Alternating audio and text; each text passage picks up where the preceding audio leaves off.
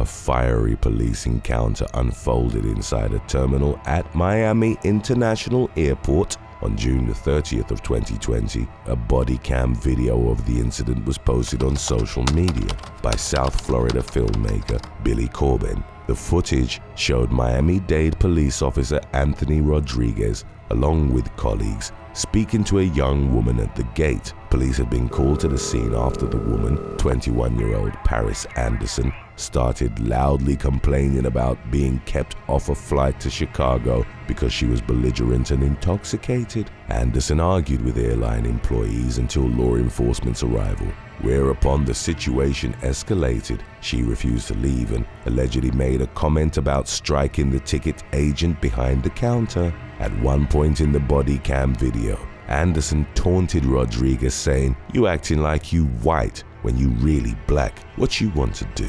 According to a police report, she then made contact with the officer's chin with her face, to which he responded by delivering a forceful punch to the young woman's head. She was swiftly taken to the ground and handcuffed, and later charged with felony battery of a law enforcement officer. Shortly after the arrest, however, the case against Anderson was dropped by prosecutors. Meanwhile, Rodriguez was relieved of duty as the Miami-Dade Police Department prepared to fire him. His termination was opposed by the South Florida Police Benevolent Association. The matter ultimately ended in arbitration, allowing Rodriguez to retire and receive back pay. Number 9. Brandon Gaddy. Shortly after 10 p.m. on September the 28th of 2018, an individual called 911 to report that California man Richard John Sanchez was threatening members of his family with a gun. Prior to officers' arrival at the scene, Sanchez's sister-in-law called again to say that she'd escaped from the home with children, but there were still other family members stuck inside with the armed man. According to witness testimony, Sanchez was heavily intoxicated and making incoherent statements in which he claimed to hold control over everyone because he was God. At the time, the 27-year-old had an active felony warrant, which officers were aware of when they showed up at the family's San Bernardino residence. As shown in stunning body cam footage, police commanded Sanchez to drop his weapon and exit the house. The man subsequently placed the gun on a couch and walked out the front door. Officers ordered him to put his hands up, which he did as he continued walking towards them. As Sanchez approached, Officer Brandon Gaddy opened fire, unloading 5 rounds. In the footage, the suspect was shown clutching his chest as he collapsed on the front lawn. The man later succumbed to his injuries at the hospital.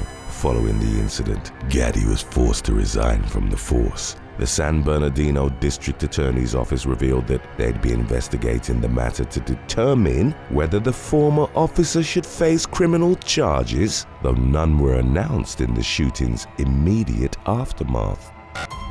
Number 8. Gregory Damon. Officers from the Tampa Police Department in Florida were called to the Tampa Family Health Center on November the 17th of 2022. There had been reports of a woman sleeping outside the property and refusing to leave. Back in October, the same individual had reportedly been issued a warning and arrested by Officer Gregory Damon for trespassing in the same location. Damon was also among the officers dispatched to the health center on the day in question. The woman, who wasn't identified, was subsequently taken to the Orient Road jail, but refused to exit the squad car, as shown in body cam footage. At some point, Damon grabbed the detainee by the arm and proceeded to drag her across the parking garage and into the jail. The officer exchanged vulgar and obscene language with the woman, who wasn't injured. The following day, the department was alerted to the incident by the Hillsborough County Sheriff's Office. Damon was relieved of duty pending an investigation into his actions, which ultimately led to his termination in December. Number 7. Anthony Duran. The Pinal County Sheriff's Office in Arizona launched an investigation into one of its own officers, Anthony Duran, in March of 2018. The findings of the internal probe became public after a man filed a civil complaint accusing Duran and others of beating and falsely arresting him during a search of his Superior residence in 2016. The litigation alleged that law enforcement in Superior, a small mining town with a population of about 3,000, hired multiple police officers with checkered histories in order to save money. The department investigation into Duran came about after he allegedly used his police body camera to film himself having intercourse in his office. Man was also accused of storing explicit material on an office computer, per court documents relating to the probe. An office secretary found a flash drive connected to Duran's computer. The drive contained the Bodycam video along with 36 gigabytes worth of explicit photos. Duran publicly denied having intercourse while on duty and also maintained that the flash drive had nothing to do with work. He was nevertheless fired from the police department. Number 6. Jonathan Moreno. In July of 2021, internet users circulated a police body cam video in which a pair of South Carolina men were arrested following a physical confrontation with officers. The incident occurred on June the 23rd when Rock Hill police pulled over a vehicle for allegedly making an illegal turn near the Valero gas station on Willowbrook Avenue. According to law enforcement, they found drugs inside the car as well as a firearm, which the driver, Ricky Price, was not legally permitted to own. At some point during the traffic stop, Ricky's brother Travis approached the officers. He was reportedly trying to retrieve some of Ricky's jewelry, but Officer Jonathan Moreno evidently took issue with his close proximity to the scene. Moreno proceeded to shove Travis into a propane tank and eventually forced him to the ground, imploring the man to stop crying as he placed him in handcuffs. Travis was initially charged with hindering police, but the case against him was dropped after the Rock Hill City solicitor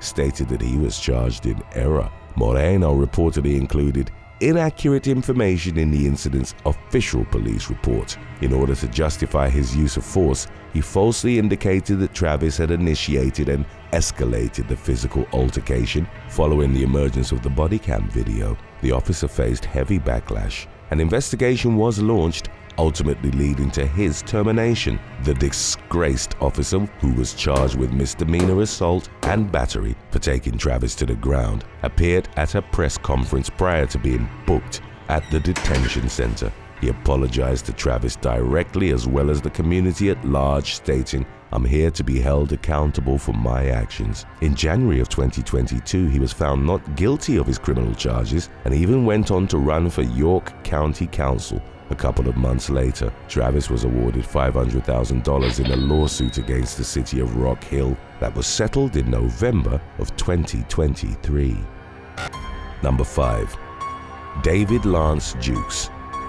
Just after 5 p.m. on July the 26th of 2021, police in Orangeburg, South Carolina were dispatched to the Colleton Village townhomes to investigate a 911 call about a male suspect with a gun. A police report stated that a female resident accused a man identified as Clarence Gaillard of banging on her door and window trying to enter her home. The report mentioned that the woman described as Gaillard's relative claimed that the man had a gun in the waistband of his jean shorts. However, she later said that she'd never seen a gun in the man's possession. Upon arrival, officers located Gaillard in the parking lot with a stick wrapped in shiny silver tape, which he reportedly used to protect himself against stray dogs. Officer David Lance Jukes, whose service weapon was drawn, ordered the man as well as his cousin, Demario Julian, to get on the ground. Though both men complied, Gaillard's movements were measured because of an injury caused by a traffic accident that forced him to use a cane. The crash happened about 2 years prior, leaving the 58-year-old with rods and surgical pins in his leg, knee, and hip. Angered by Gaillard's slow pace, Officer Jukes approached the man and stomped on his neck and head, which violently struck the concrete. One of Jukes' colleagues, Sergeant Aquele Polidor, subsequently stepped in to de-escalate the situation, allowing Gaillard to stand back up as she calmly asked him questions. Polidor repeatedly asked Jukes and colleague Brandy Smith if the victim needed medical attention, but they didn't answer her. Gaillard was eventually taken to the emergency room for treatment. When bodycam footage of the incident was released, Jukes was promptly fired and charged with first-degree assault and battery. As of November of 2023, there had been little movement on the case in over 2 years. Meanwhile, Gaillard was awarded $650,000 as part of a lawsuit against the city of Orangeburg. Number 4. Rose Valentino.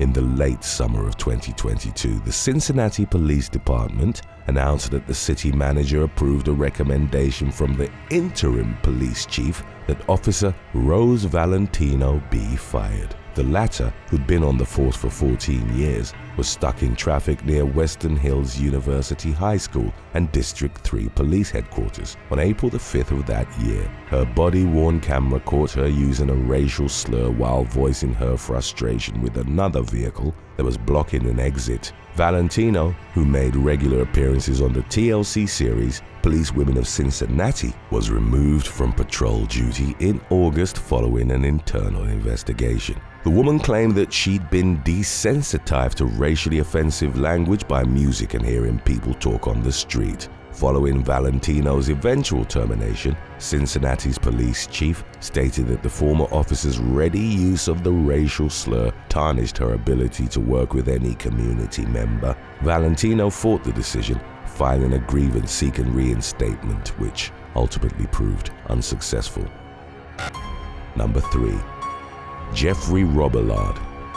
A senior officer from the Tacoma Police Department in Washington unwittingly recorded an intimate encounter in his patrol car while on duty in December of 2021. Jeffrey Robillard, a patrol specialist and officer since August of 1995, reportedly met up with his mistress in a Tacoma Dome parking lot after responding to 5 service calls on the morning of December the 14th. At some point, Robillard's body camera was turned on, capturing him and the woman in an unbecoming position in his patrol vehicle. Roughly 30 seconds into the recording, the officer turned the camera off, but the damage had already been done. According to investigative documents, the woman recalled Robillard saying, "Well, you might not hear from me for a while," in reference to the video. Later that morning, Robillard, along with a union representative, confessed to internal affairs that he'd had intercourse in his patrol vehicle and accidentally recorded it on video. He was immediately placed on administrative leave. During the ensuing investigation, it emerged that Robillard had been having an extramarital affair with the woman shown in the body cam footage. To circumvent the man's wife, the unnamed mistress would sometimes send messages to his department email account. On March the 17th of 2022, Robillard was fired for the on-duty rendezvous and for using department resources to facilitate his affair. Number 2. Matthew Kavinda. In June of 2021, officers from the St. Petersburg Police Department in Florida responded to a call about a panhandler trespassing at a local gas station. Officer Matthew Kavinda and his partner made contact with the suspect, 64-year-old Timothy Grant, who was in a wheelchair. Law enforcement ran the man's name through their database and learned that he had 5 active warrants. Bodycam footage showed the officers ordering the man to stand up from his wheelchair as they allegedly saw him walking around the gas station while he was panhandling. Grant asked why he was being arrested as the officers tried to forcibly lift him up. He ended up on his back, at which point Kavinda warned that he was going to get tased if he didn't cooperate. Grant was then flipped over onto his stomach and had his hands pulled behind his back. Kavinda subsequently deployed his taser, and Grant could be heard crying out in pain. St. Petersburg police later clarified that the man wasn't being physically resistant towards the officers during the arrest. Nevertheless, Kavinda tased him a total of 4 times, for which He was ultimately terminated following an internal review of the incident. Grant, meanwhile, faced the charge of resisting arrest without violence. Our video on when targeting cops go wrong is coming up after number 1. Stick around if you're only just starting to warm up. Number 1. Alfred Flores, Eleazar Alejandro, and Nathaniel Villalobos. Shortly after midnight on June the 23rd of 2023, a trio of San Antonio police officers were dispatched to an apartment building. The department had received reports of a woman allegedly cutting wires to one of the complex's fire alarms. Upon arrival, the officers spotted the suspect speaking to a fire official outside and urged her to talk to them instead, saying, "Hey lady, get over here," as heard in bodycam footage. The woman, 46-year-old Melissa Perez, ignored their instruction, then ran back to her apartment and locked the door. Sergeant Alfred Flores, along with officers Eleazar Alejandro and Nathaniel Villalobos, followed her. They tried to remove a window screen, to which Perez responded by tossing a candlestick at them and saying, "Stop it, you ain't got no warrant." One of the officers subsequently warned, "You're going to get shot." But the woman seemed unfazed by the threat, saying, "Shoot me, you ain't got no warrant." In the footage, the sound of glass breaking could be heard, followed by 2 rounds of gunshots. Authorities later contextualized the video, revealing that one of the cops opened fire after Perez swung a hammer in their general direction, but hit the window instead. All 3 of the officers started shooting when the woman then approached the window with the hammer still in tow. The gunshot wounds Perez sustained ultimately proved unsurvivable, and she was pronounced dead at the scene. Within 24 hours of the incident, Flores, Alejandro, and Villalobos were each arrested on murder charges.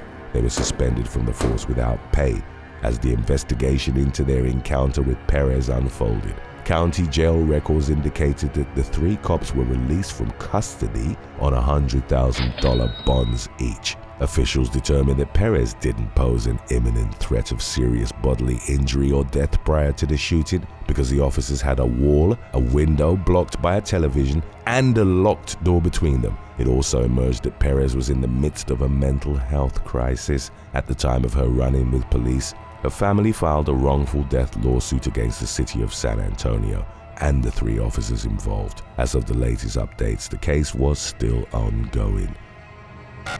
Number 7. Justin Waki. On July the 17th of 2018, law enforcement on Hawaii's Big Island conducted a traffic stop on a vehicle operated by 33-year-old Justin Waki, who was wanted on an outstanding no-bail warrant. Waki came out shooting, striking Officer Bronson Kaimana Kaliloa in the neck and leg. Other officers returned fire, but Waki fled into the brush and was able to evade arrest, triggering an island-wide manhunt. 46-year-old Kaliloa was rushed to a hospital and went into surgery, but ultimately succumbed to his gunshot wounds. He was a married father of 3 and 10-year veteran of the force, who in 2014 had been named Officer of the Year. A few days after the fatal shooting, officers stopped an SUV at a checkpoint in South Point. Its passengers were Malaya Lajala, Jorge Pagan Torres, and Crystal Ferreira. When officers went to check the back of the vehicle, they found Waki, who'd been hiding under a blanket with a woman subsequently named as 36-year-old Jamie Jason. A fire exchange ensued, during which Waki shot and wounded Sergeant Brian Tina, who was later treated and recovered. Waki was ultimately shot dead in the gunfight, while Jason suffered a non-fatal injury. The SUV's remaining passengers were taken into custody and initially charged with being accomplices to first-degree attempted murder. However, they were eventually found guilty on lesser charges for helping the cop killer evade apprehension. During the trials that followed, Jason was imprisoned for 6 years following a plea deal in which she admitted hindering prosecution, assault of a law enforcement officer, and accomplice to ownership or possession of a firearm when prohibited. Ferreira and Pagan Torres were sentenced to a year in prison after being found guilty of second-degree reckless endangering. Malaya Lajala had a criminal record of 14 convictions, 2 of which were felonies for robbery and attempted burglary. For her role in Waki's flight from justice and the ensuing shootout, she was given consecutive sentences of 5 years for first-degree hindering prosecution and 1 year for second-degree assault on a law enforcement officer. Number 6. Cesar Asabi.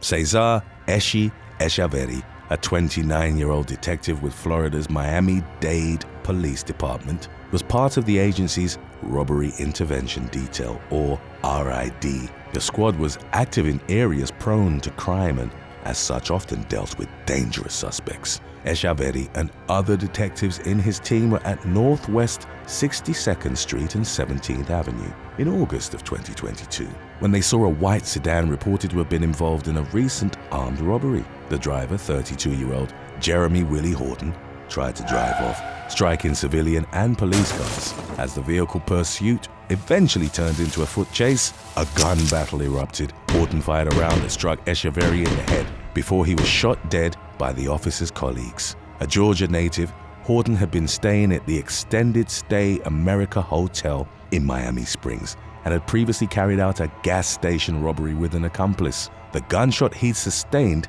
left Asabi fighting for his life at Jackson Memorial Hospital's Ryder Trauma Center. Dozens of officers gathered in support, and on August the 17th, at the Miami Marlins game, the team dedicated a jersey with the number 9 etched with Asabi's name on the back.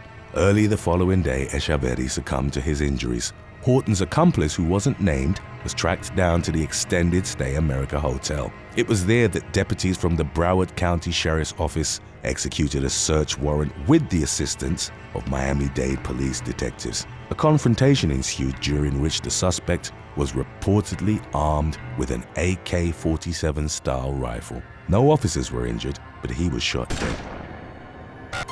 Number 5. Houston Tippin. LAPD officer Houston Tippin was taking part in a bicycle patrol training exercise on May the 26th of 2022 at the department's Elysian Park Academy. The official account on the events of the day was that the 32-year-old, a bike instructor for the department, was role-playing as an uncooperative suspect and charged a colleague, only identified as Officer M. As they grappled, Tippin was reportedly dropped on his head by the trainee. He suffered a devastating spinal cord injury, went into cardiac arrest and died 3 days later, never having regained consciousness. The position of the LAPD was that his passing had been a tragic accident, witnessed by over a dozen officers, but of which there was no video or audio recording. The county's medical examiner supported the notion that it had indeed been an accident. In the aftermath, Tippin's mother filed a wrongful death suit against the city. It claimed that Tippin's colleagues had used the training exercise as a cover-up to kill him for his whistleblowing activities. In July of 2021, he'd started investigating the report of a woman who claimed that she'd been gang assaulted and abused by 4 LAPD officers. The victim identified them by the names on their tags. Tippin followed up on the accusation and was reportedly on the verge of revealing damning evidence. At least one of the officers named in the abuse case was believed to have been present during the fatal training exercise. Bradley Gage, an attorney working for Tippin's family, told the media that UCLA medical experts who'd reviewed his autopsy report agreed that it didn't correspond to the official version of events. The officer had suffered broken ribs, a lacerated liver, and 6 staples in his head. All of the injuries were officially explained as a consequence of the initial accident and the subsequent attempts to resuscitate him. A Lucas device, which works as an automatic CPR machine, was in the training room at the time, and it would have explained the broken ribs, but Gage found that it was never used. As per the attorney's findings, the LAPD tried to explain the perforated liver as a consequence of the broken ribs, but the fractures had actually occurred on the opposite side. The injury suggested that the 5-year police force veteran had been subjected to a prolonged mob attack and had not been the victim of an ill-fated one-on-one drill. Updates from the fall of 2022 indicated that Gage had called upon the Los Angeles District Attorney's Office to launch an independent investigation into the matter. Number 4. Felix Kalata. 31-year-old David Romrell was a rookie with the South Salt Lake Police Department who became his first officer to die in the line of duty in November of 2018. Romrell and another officer headed to the scene of a reported burglary at an industrial business on Southwest Temple Street. They came upon two men trying to drive away, at which point the officers got out of their cruisers and ordered them to stop. The driver, 32-year-old Felix Kalata, then accelerated directly towards Romrell. The latter and his partner opened fire on him, with the shooting later subjected to an investigation carried out by a separate agency. While under gunfire, Kalata intentionally rammed his vehicle into Romrell, inflicting critical injuries to which the officer succumbed at the Intermountain Medical Center in Murray. The Marine Corps veteran was survived by a wife and 4-month-old son. Kalata had sped away from the scene, but he was later found dead from a gunshot wound. Number 3. Nicholas Butcher. In October of 2022, the police in Bristol, Connecticut, received a 911 call about a domestic disturbance and went to the residence of 35-year-old Nicholas Butcher. As soon as they arrived, the latter opened fire on them with an AR-15 style assault rifle. Butcher would unload over 80 shots at the unsuspecting officers, and it would later be revealed that he'd placed the 911 call to lure them into an ambush. Sergeant Dustin DeMonte and Officer Alex Hamzy, aged 35 and 34 respectively, were both killed in the shootout. A third officer, Alec Iorato, was shot in the leg but managed to take cover behind a squad car as gunshots continuously rang out. One witness would compare the scene to an active war zone. As shown in his Bodycam footage, Iorato desperately asked for support as screams could be heard in the background. The 26-year-old policeman then took aim at Butcher from the vantage point and shot him dead. Butcher's brother, Nathaniel, was non-fatally shot in both legs during the altercation, but it wasn't disclosed if he'd been an accomplice in his brother's rampage, a bystander, or a victim. Butcher's motive was also a mystery and became the focus of a complex investigation. He and the police had crossed paths earlier in the night when he was thrown out of a local bar, and there was speculation that he'd sought retaliation. Hamzy, one of the slain officers, was friends with Butcher on Facebook, but the extent of their relationship remained unclear. Those who knew Butcher described the divorced father as a man-child who was rowdy and constantly under the influence. He was also a gun enthusiast who often proudly displayed his weapons on social media. Number 2. Emily Petronella. Law enforcement in Chicago went to the Humboldt Park home of teenager Emily Petronella on March the 9th of 2019 to serve a search warrant. The 19-year-old, once part of the Marine Corps Junior ROTC program at the Marine Leadership Academy, had been arrested several times in the past on drugs and weapons charges. The most recent arrest had occurred in February when, during a traffic stop, the police had found a pump-action shotgun in her car. The warrant was for suspicion of narcotics and illegal weapons possession. Officers had loudly announced themselves and had stationed squad cars at the front and back of the building with their emergency lights activated. Law enforcement then attempted to take the back door down using a battering ram.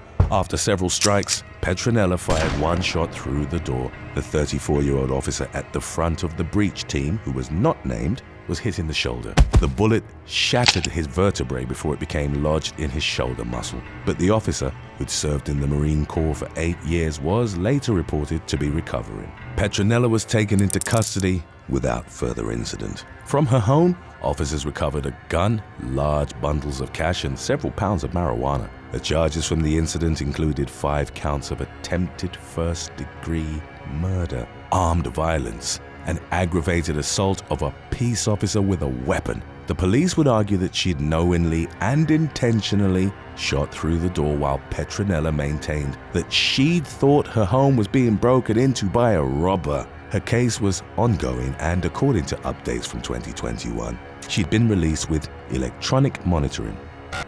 Number 1. Gavin Eugene Long. On July the 17th of 2016, officers in Baton Rouge, Louisiana, responded to reports that a man was walking with an assault rifle in the area of Hammond Air Plaza. Due to the state's open carry laws at the time, they had no probable cause to arrest the suspect and only intended to question him. Law enforcement came upon U.S. Marine Corps veteran Gavin Eugene Long, who was armed, clad in black and wearing a face mask. Within minutes, a shootout erupted near the Hair Crown Beauty Supply store. Armed with an IWI Tavor SAR assault rifle and a Springfield Armory XD 9mm pistol, Long gunned down 3 police officers in rapid succession during what was later determined to have been an ambush attack. The former soldier's rampage, which he carried out on his 29th birthday, lasted less than 10 minutes. He wounded 3 other police officers before he was fatally shot from 100 yards away by a member of the responding SWAT team. By that point, Long had suffered multiple other gunshot wounds from the firefight with law enforcement. His deceased victims were identified as Deputy Bradford Allen Garafola of the East Baton Rouge Parish Sheriff's Office, as well as Corporal Montrell Lyle Jackson and Officer Matthew Lane Gerald of the Baton Rouge Police Department. The latter was a fellow Marine who'd been with the force for 4 months. 46-year-old Nicholas Tuller of the East Baton Rouge Parish Sheriff's Office was wounded in the head, abdomen, and arm. He died from injuries suffered in the shootout in May of 2022. Long followed the Black separatism and sovereign citizen movements. The Missouri native had traveled 700 miles in a rental car to Baton Rouge to deliberately shoot police officers, partly motivated by the recent police killing of Alton Sterling. Long's mental health was reported to have been affected by his time in the military, which included a deployment to Iraq in the late 2000s. In a series of YouTube clips, he advocated violence against the police as a form of justice in the context of its oppression of the black community. Roughly 2 weeks before the incident, he claimed that peaceful protesting was essentially meaningless and supported fighting back through bloodshed. In the hour leading up to the shooting, he emailed a 3-page manifesto to a YouTube user in which he expressed the belief that the shooting was necessary to create substantial change within America's police force. Thanks for watching. Would you rather wear a body cam during work hours that's monitored by your boss, or have everything you've ever searched on Google sent to all of your contacts? Let us know in the comments section below.